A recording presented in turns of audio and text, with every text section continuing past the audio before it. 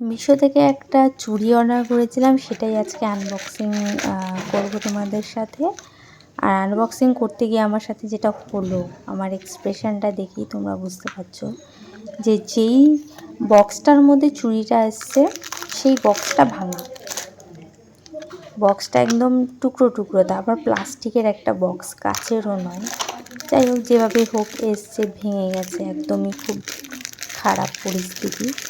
তো তারপরে আমি ভাবলাম ঠিক আছে, বক্সটা খারাপ এসেছে তাতে কি যায় আসে, চুড়িটা যেন ঠিকঠাক থাকে তাহলেও হবে। দেন এই চুড়িটা আমি আনবক্সিং করে আমি হাতে পরলাম। পরার পর যেটা ঘটলো সেটাও একটু দেখো। তো চুড়িটা আমার হাতে খুবই ঢিলা হয়েছে, ফ্রি সাইজ লেখা ছিল, আর আমি এত রোগা। তারপরে আমি ভেবেছিলাম হয়তো এটা ঠিক হবে আমার হাতে, ঘুরিয়ে ঘুরিয়ে পরে আমি দেখলাম তারপরেও আমার হাতে ঠিক হচ্ছে না, আমার হাত থেকে খুলে পড়ে যাচ্ছে।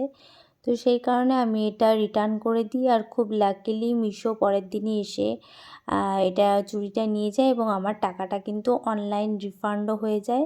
তো থ্যাংক ইউ মিশো, মানে এত সুন্দর মানে প্রসিডিওরের জন্য। তো আমি তো ভাবতেই পারিনি, কারণ মিশো সম্পর্কে প্রচুর খারাপ রিভিউ আমি শুনেছিলাম যে টাকা ফেরত দেয় না, বাট আমার কিন্তু টাকা ফেরত দিয়ে দিয়েছে।